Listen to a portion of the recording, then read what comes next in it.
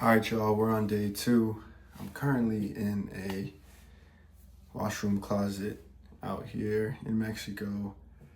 Like I said, I'm going to be posting every single day and just kind of recapping my day. But I'm going to start this one off by saying I heard YouTube's on easy mode in 2025. And so I'm going to take my shot. I'm going to document my days and essentially kind of go through my day. My routine is not a structured routine, but it's almost like a checklist that I have to do every single day. And I want to get 3% better. So what is that? Mind, body, spirit. So we'll go over how I strengthened my mind today and kind of push the envelope in that regard first. All right, so check it out. I'm currently in the process of becoming a CPA, and in order to do so, I had to take some additional classes on top of everything I took back in undergrad. So I got my certificate in accounting, earned with distinction at UCLA last year, because it's technically 2025 now. So I got that last year. And I now have to study for the actual CPA exams. What does that entail? I have 4 tests. And the first one I'm doing is tax and regulation. And so earlier today, I always try to get that done first thing in the morning.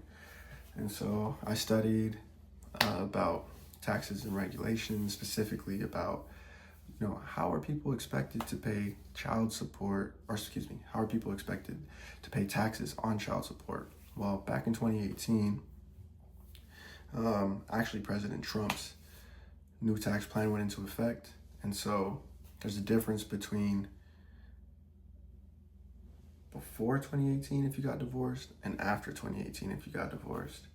And so I'm pretty sure before, any alimony, so alimony is just the amount of money that you receive. Like, let's say you get divorced, like a man and a woman get divorced, and the man has to pay alimony to his wife or his ex-wife now. So that alimony used to be taxed. And of course, in true fashion, the air turned on, but we're gonna just keep rolling. 2 seconds.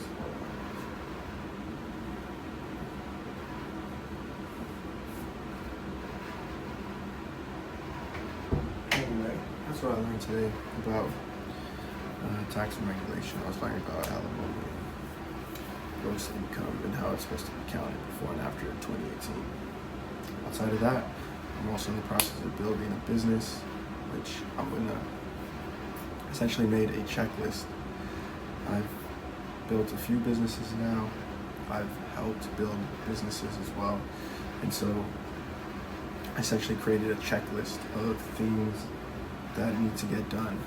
And actually, I'll just go through the list right now. So, let's see. First and foremost, you need to come up with a name, of course.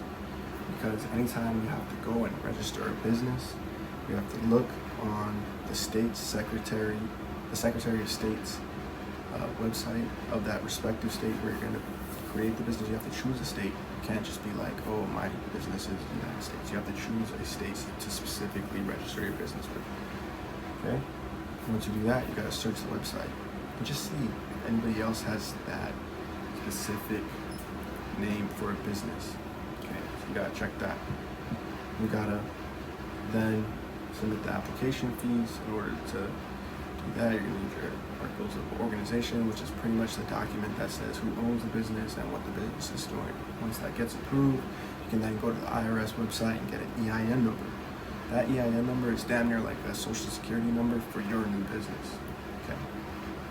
So, and put that on the checklist. What else is important?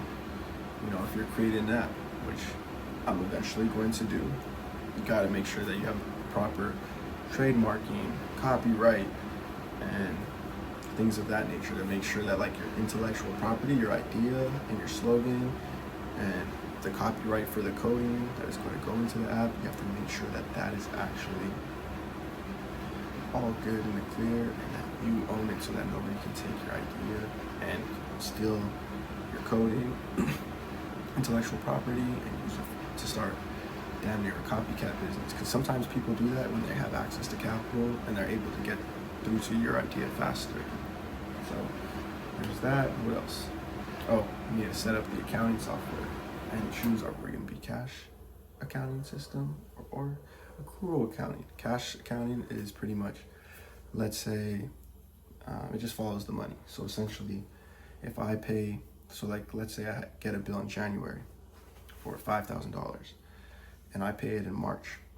Well, cash accounting is going to note the $5,000 coming out of the account on March 1st.